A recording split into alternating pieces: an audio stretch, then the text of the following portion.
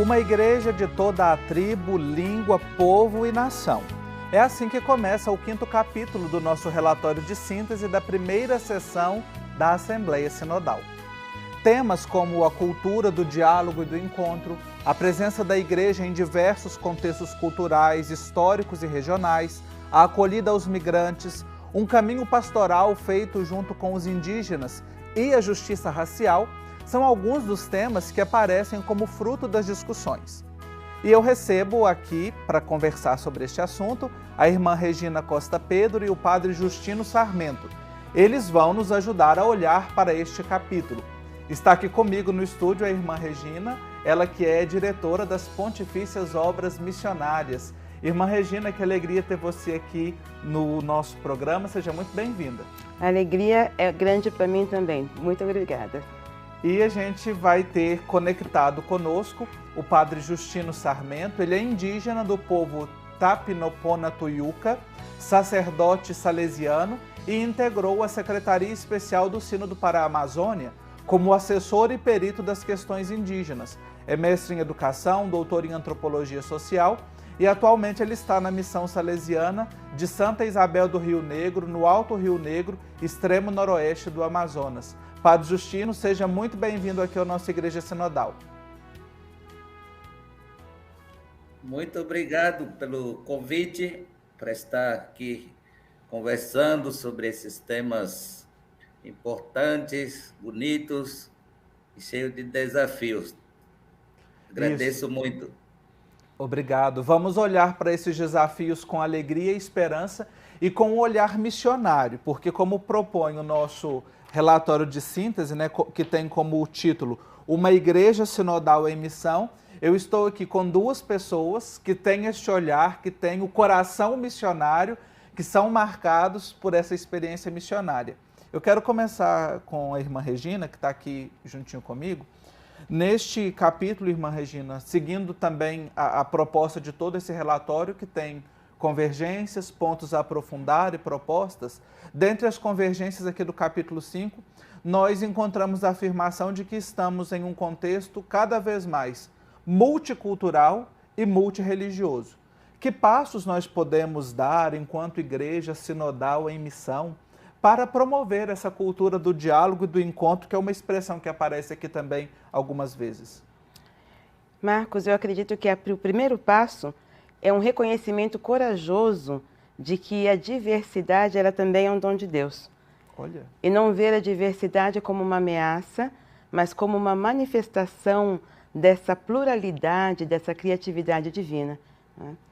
E partindo dessa perspectiva positiva, de ver a pluralidade com esses olhos, fica mais fácil reconhecê-la também entre nós. E hoje em dia nós temos um fato: a sociedade é plural, o mundo é plural.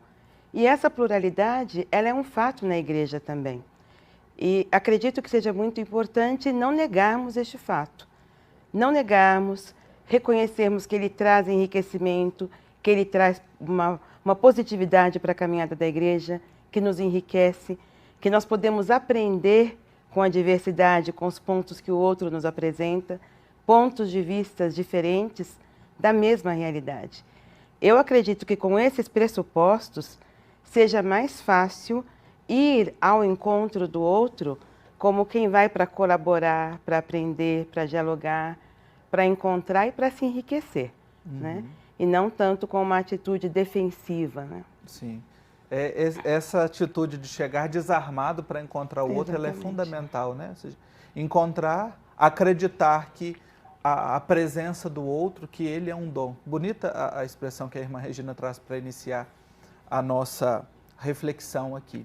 Agora vamos ouvir um pouquinho o padre Justino, porque aqui também nesse capítulo há um reconhecimento dos movimentos migratórios como uma realidade que remodela as igrejas locais. E a gente acompanha e sabe que essa também é uma questão bastante sensível ao Papa Francisco, que inclusive atua diretamente para essas questões migratórias. Padre Justino, como é que nós podemos promover um acolhimento assim aberto e restrito aos nossos irmãos migrantes?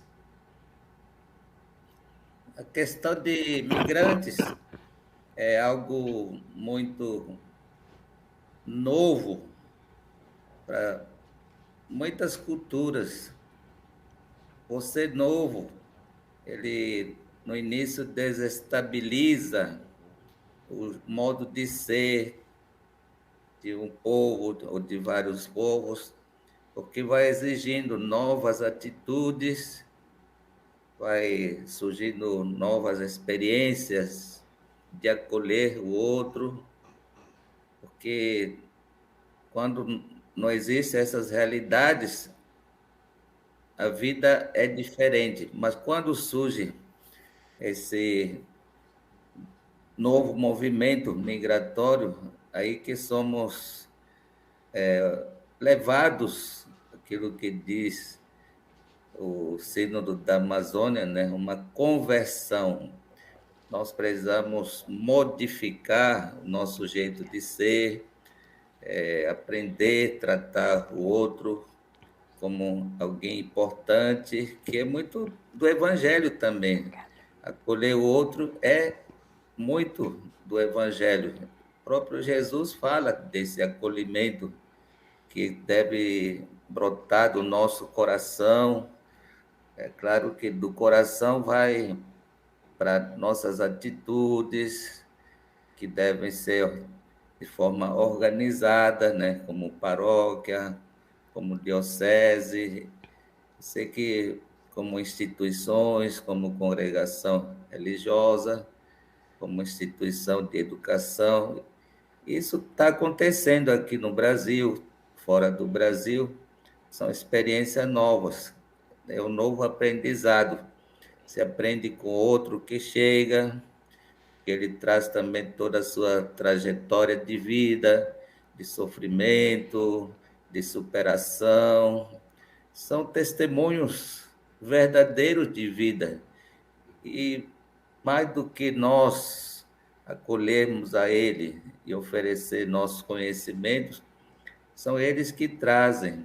É Jesus que chega às nossas casas, aos nossos países, e que precisa ser acolhido com muita satisfação, com muita organização, com muita criatividade também, aprender fazer movimento para que todos possam assumir essa vocação de cuidar da vida, de zelar a vida, independente de qual país que seja, porque um dia podemos ser nós, sermos imigrantes por aí. Então, é importante esse movimento, que é movimento social, cultural, é movimento espiritual, movimento teológico, né? É o povo de Deus que peregrina de um país para o outro, por isso é importante nós sentirmos essa responsabilidade eclesial. Quando o Padre Justino fala desse acolhimento, né, essa expressão que fica forte aqui e diz assim, me toca muito, irmã Regina e Padre Justino, né? Ou seja, um dia nós também podemos ser migrantes, né? Ou seja, e expressa essa dimensão também da igreja peregrina, né? E aí me veio que imediatamente as imagens bíblicas desde o Antigo Testamento, que ser peregrino está na natureza do povo de Deus, né? Ou seja, desde antes da vinda de Jesus, o povo peregrina, e essa expressão de acolhimento tão bonita que o Padre Justino coloca nos leva a esses movimentos todos, né? Social, cultural, religioso, teológico. Então vamos nos abrir a isso. Eu quero trazer aqui para a nossa conversa uma questão que aparece no relatório de síntese, que traz o seguinte: é necessário cultivar a sensibilidade para a riqueza da variedade das expressões do ser igreja. A riqueza da variedade das expressões do ser igreja. Esta afirmação está na primeira questão a ser aprofundada neste capítulo. Irmã Regina, como é que a gente pode aprofundar esse desafio num contexto de uma igreja sinodal, mas que está em uma sociedade também que é marcada por polarização, por discursos acirrados, violências físicas, simbólicas, estruturais? É um discurso bem complexo esse, Marcos, porque, por um lado, não se pode negar que as polarizações elas estão aí, que elas são incentivadas, que infelizmente hoje não é um movimento simplesmente de contraposição de ideias, mas existe uma política, uma ideia subjacente que faz com que isso seja instrumental. Né? Acirrar as polarizações acaba sendo algo instrumental para a obtenção de alguns objetivos. Né? Então, primeira coisa, eu acredito que é necessário ter essa visão, que muitas vezes nós estamos sendo instrumentalizados pela polarização, porque a opinião diferente não significa automaticamente antagonismo, rivalidade, motivo para guerra e, sobretudo, de violência mesmo contra a pessoa, né? Nos seus diversas manifestações. Então, é isso. A outra coisa que eu acredito que seja muito importante é esse fato de que é possível superar a polarização. O Papa Francisco, ele mesmo fala que nessas situações de conflito existem 3 possibilidades, né? Uma possibilidade é você negar o conflito, então não existe opiniões diferentes. A segunda é você mergulhar completamente no conflito, de uma certa maneira que você não consegue sair dele. E o terceiro é criar novos elos de ligação, a partir daquilo que você traz, daquilo que eu trago, das diferenças, e subir para um outro nível. E eu penso que seja na sociedade, seja na igreja, nós precisamos ter a coragem de chegar nesse terceiro nível, de descobrir que juntos nós podemos encontrar realmente e ir construindo a verdade que não é nem toda tua, nem toda minha. Talvez uma situação que apareça um pouco preocupante na igreja de hoje é que os mesmos critérios que estão sendo usados a nível social para cuidar da polarização, isso é, cada um se armar mais contra o outro, infelizmente isso está entrando dentro da igreja também. Sim. Né? Então, irmã, vamos pedir só para segurar um pouquinho, a gente vai fazer um intervalo rapidinho e já já a gente continua olhando para esse cenário. Espero por você, até já. Já estamos de volta com essa conversa super agradável, enriquecedora, neste 5º capítulo do nosso relatório de síntese, em que nós somos chamados a nos ver, nos enxergar, nos reconhecer como, vou ler aqui como está o próprio capítulo, toda a tribo, língua, povo e nação. Uma igreja que esteja aberta para todos, como faz questão de reforçar o Papa Francisco. Estou recebendo conectado o Padre Justino Sarmento, ele é salesiano, está conectado conosco desde a Amazônia. E aqui comigo no estúdio a irmã Regina Costa Pedro, que é diretora das Pontifícias Obras Missionárias, e que eu pedi uma pausa para a gente fazer o intervalo e vamos continuar agora. A senhora trazia, irmão, uma questão que é presente aqui nessa polarização social também atinge a igreja e às vezes vai infiltrando também no nosso ambiente eclesial, né? Exatamente. Eu dizia que o grande perigo é que nós tratemos dentro da igreja a polarização como ela é tratada fora, com acirramento cada vez maior das posições. E o único caminho de superação dessa é o caminho evangélico, Marcos. Sim. Não tem outro, não é? O caminho evangélico, o caminho que vê Jesus como centro, ele que é o critério das nossas escolhas e o outro como irmão, né? No final, é o decálogo que nós trazemos de novo, amar a Deus sobre todas as coisas, então o critério das nossas escolhas, e o outro como um irmão. O outro não é um adversário, um inimigo, é um irmão que tem o direito de ter o seu ponto de vista, a sua maneira de pensar diferente, e que pode me enriquecer com o seu ponto de vista. Sim. Então, para mim, a única via de saída dessa polarização é realmente voltar para as raízes, para Jesus, para o seu evangelho, para a sua boa nova. Isso aí, vamos olhar para o evangelho para a gente olhar para o irmão, encontrar, fazer esse encontro, né, a partir dessa experiência de amor. E tem uma questão, irmã Regina, que eu trouxe aqui e não há uma pessoa mais qualificada para conversar com a gente sobre ela do que o Padre Justino Sarmento, porque ela fala sobre os novos paradigmas para o serviço pastoral com as populações indígenas, na linha de um caminho conjunto e não de uma ação feita a eles ou para eles. Padre Justino, partindo aí da sua experiência também e da sua identidade indígena, né? Como é que nós, enquanto igreja, podemos pensar esses novos paradigmas de acolhimento, de trabalho conjunto numa perspectiva sinodal? O Papa Francisco, ele no encontro com os povos indígenas em Puerto Maldonado, 2018, ele dizia que vocês indígenas são interlocutores principais em todos os níveis. Era justamente para dizer que a igreja com rosto indígena deve estar muito interligado com aquilo que os povos indígenas pensam, com aquilo que os indígenas projetam para a sua história, para as suas comunidades. Então, o missionário, a missionária que vem de fora, são importantes que estejam os missionários presentes, junto com missionários autóctones, né, como missionários que nascem, vivem nas suas culturas, estabelecer a capacidade de sentar juntos, conversar, né, isso que se chama conversão eclesial, isso significa, não é mais uma igreja, muitas pessoas falam, né, uma igreja colonial, né, uma igreja que só quer fazer para os outros, não vê o outro como capaz de interagir, capaz de pensar, capaz de dar suas opiniões, sugestões.